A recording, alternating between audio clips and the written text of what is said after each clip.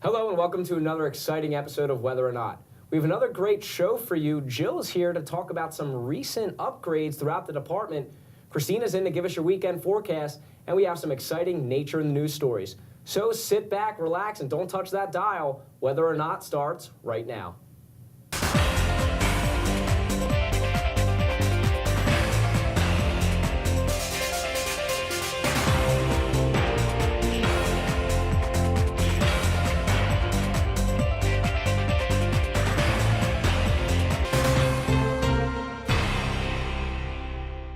Hello and welcome to Weather or Not. I'm your host, Stefano DiPietro. And I'm your forecaster, Christina Ruel. Well, Christina, it's been cool, to say the least, here in State College over the last couple of days. That's a bit of an understatement, Stefano. In fact, on the 19th of November, we set a record low high temperature for the prior 24 hours. The observation was taken at 7 o'clock in the morning, and for the prior 24 hours, we'd only gotten up to 18 degrees. And that shattered our prior record low max temperature for that date, which was 28 degrees set back in 1903. So very unprecedented cold. Yeah, and I'm sure a lot of people really didn't enjoy that much. I know I really didn't have that much. I like the cold, but sometimes if it gets too cold, I don't like it. Yeah, it was a bit windy too, so it wasn't very pleasant for many people. Yeah, so looking like that trend going to continue, or are we going to see a little bit of a break coming up? Well, good news, there is a bit of a break, but we may send you back to your winter coat soon. All right, well, we'll be sure to pay attention to that so we can all stay warm this winter. And now we'll move on to nature in the news.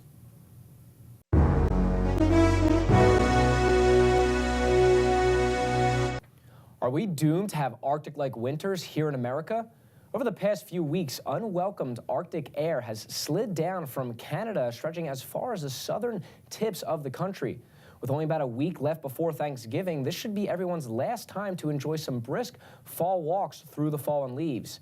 Instead, if you live anywhere in the north, you're more than likely dusting off the winter coats from closets and trudging through the snow. Scientists at NOAA say that public fears of frigid winters being the norm in the U.S. are fair, but they are unsupported. Depending on what happens with El Nino in the winter, it could actually turn out to be rather mild, but if it does not end up forming, we could see much of the same. Scientists also say that if anything, the warming globe will cause fewer extreme weather shifts as the Arctic and mid-latitudes become nearer in temperature. As cold air rushes in from the Arctic, many folks will be rushing to their thermostat to crank up the heat as the mercury falls. The firing up of a thermostat means rising heat costs for many of us. Here are some common mistakes people make when heating their homes that can cause a rise in heating bills. Turning up the thermostat too high to heat a cold house quickly will not heat your house any quicker than turning it to an appropriate temperature. Just be patient and it will save you money. Turning down the thermostat at night will only make the system work harder for you in the morning to warm your house back up. Keep the temperature relatively constant and your bill won't go up. Heating an empty home is one of the easiest ways to waste money, and by getting a programmable thermostat that can be adjusted remotely from your phone can save you hundreds of dollars every year. By following these tips, you can keep those bills low and still remain warm during the winter. Over the past few weeks, snowfall totals around the country have been piling up by the foot, crippling everything from traffic on major highways to entire towns and cities. In just 96 hours, exceptional snowfall amounts were reported in northern Wisconsin at an astounding 50.1 inches and 42.5 inches in the Upper Peninsula of Michigan. These accumulations largely were the result of intense lake-effect snow squalls coming off Lake Superior, and more recently, lake-effect snow squalls off Lake Erie dumped tremendous amounts of snow overnight in parts of New York. As amazing as these totals may sound, they do not even compare to the greatest 24-hour snowfall on record in the United States. The official U.S. record of 75.8 inches in 24 hours was set back on April 14, 1921 at Silver Lake, Colorado. Another contender for the record is the 78 inches of snow that fell at Mile 47 Camp in Alaska on February 7, 1963. Though many scientists dispute its credibility due to lack of observable evidence, it's still a remarkable feat. And now here's Christina with your weekend forecast. All right, thanks, Stefano. We talked record-breaking cold earlier this week, but as we head into the weekend, we start to see a warming trend and a bit of a calmer weather pattern, at least to start off the weekend. Taking a look at how things are shaping up on Friday, very quiet weather map. We will see a few lake effect snow showers still lingering around the lakes and in the northwestern part of the state. Very typical of this time of year, but nothing like the lake effect snow we saw earlier this week when Buffalo picked up in places over 60 inches of snow. Now, I'm only 63 inches tall, so that is a lot of snow that fell in the Buffalo area. Nothing like that coming our way on Friday. We may see a few snowflakes in the air to our north and west, but this high pressure system is moving in, and that will bring good news for any of you who aren't a fan of wearing that winter coat quite as much as you've had to this early in the season. Heading into Saturday, we see that high pressure system scoot a bit to our east, and that will allow winds to shift from out of the south.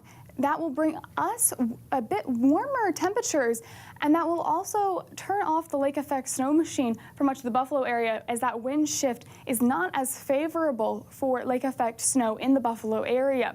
So Saturday is looking like a very nice day in State College as temperatures start to warm up, but we do see the system off to the west that moves into the area as we head into Sunday, and that will be our weather maker as we head into the latter part of the day on Sunday and into the day on Monday. The early part of the day should be relatively cloudy. As you see, the system is still off to our southwest, but as we move throughout the day, that will be moving into our neck of the woods and will be bringing us a few raindrops by the overnight hours. Now, your weekend forecast here in State College, we're looking at only 28 degrees on Friday. The cool weather is persisting as we start off the weekend at least. Our average high temperature, believe it or not, for this time of year is 47 degrees, so we are well below average. Our average low for this time of year even is 32 degrees.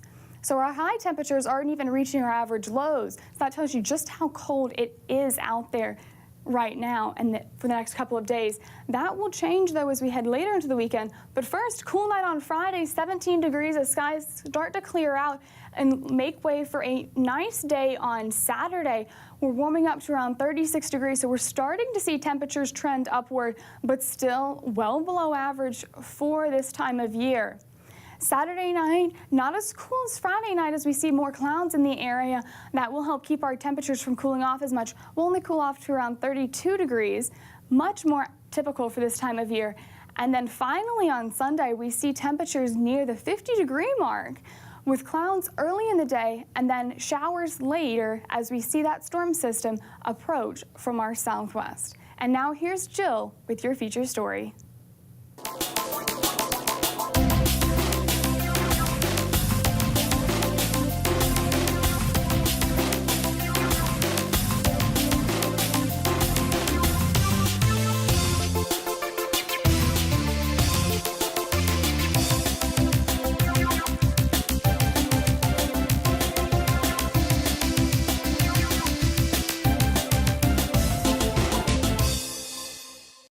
This is Weather World.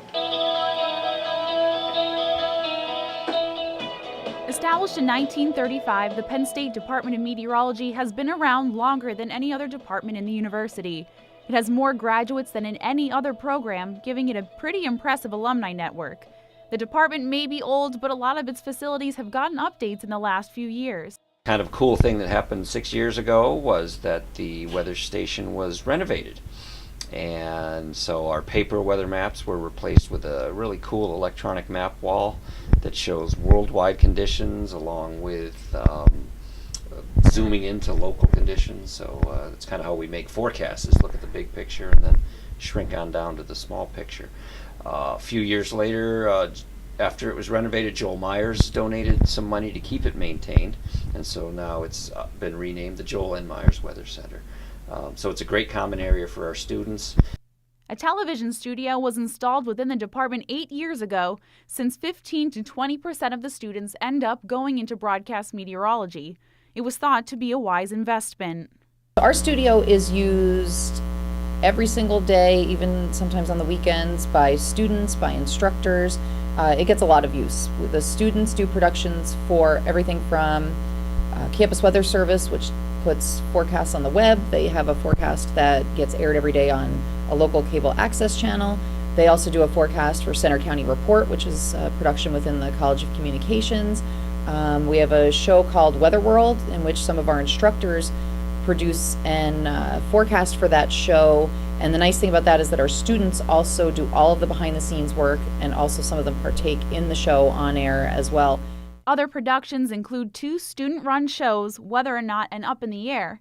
So the studio is basically being used from 6 o'clock in the morning until sometimes as late as 11 or 12 o'clock at night. We're really fortunate in that we just received a huge upgrade courtesy of Penn State Outreach, and it includes all of the equipment within the studio and control room. The cameras, the switcher, everything that we have. And the nice thing is it's now state of the art and it's industry standard. So for example, the TriCaster, which is right behind me, it's a switcher, and TriCaster 8000 is used by stations all over the world.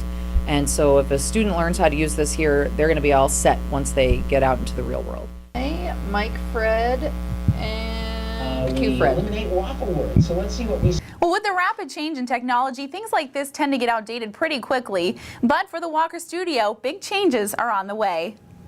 We aren't fully converted into what we're planning on doing. We're going to HD. We now have HD equipment, but we're hopefully rolling out on broadcasting full HD come the beginning of the new year.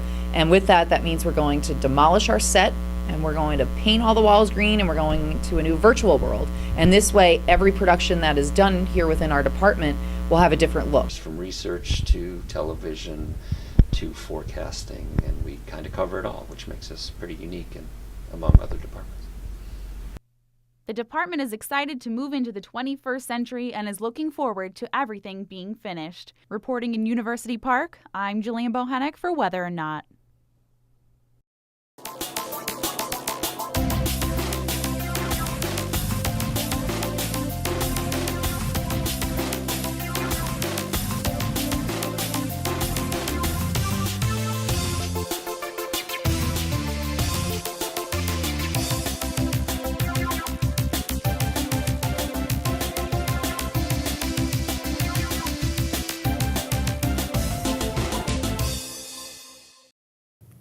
All right, before we take a look at your extended forecast, let's take one more look at how this weekend is shaping up.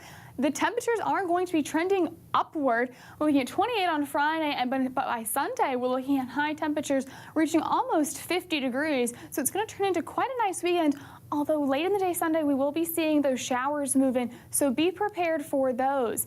As we take a look at the week ahead, we're seeing that temperatures will start off warm, but then we'll dive back down a bit below average like we have been seeing for the past couple of days, but mainly a dry forecast other than a few showers Monday and Friday.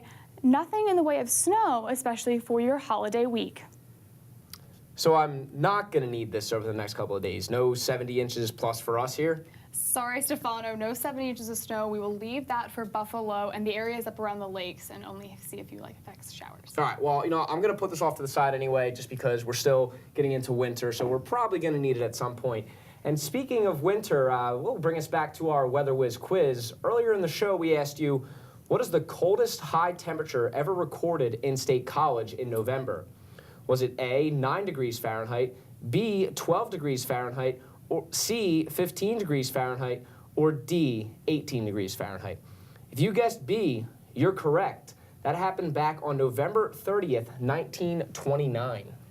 That is a chilly day back then, but that's a similar record to what we set earlier this week here in State College, a low high temperature, where that's the warmest it got in the 24 hours prior to the reading. So chilly weather in 1929 and chilly weather this past week. Yeah, it looks like so far going to be a chilly winter. So we're just going to keep an eye so we can stay bundled up. But a nice weekend at least. Yeah, yes, a nice weekend. That's really all that matters is the weekends. That's right, and on a happy note. Yeah. Well, that's all we have for now for Weather or Not. I'm your host, Stefano DiPietro. And I'm your forecaster, Christina Ruel.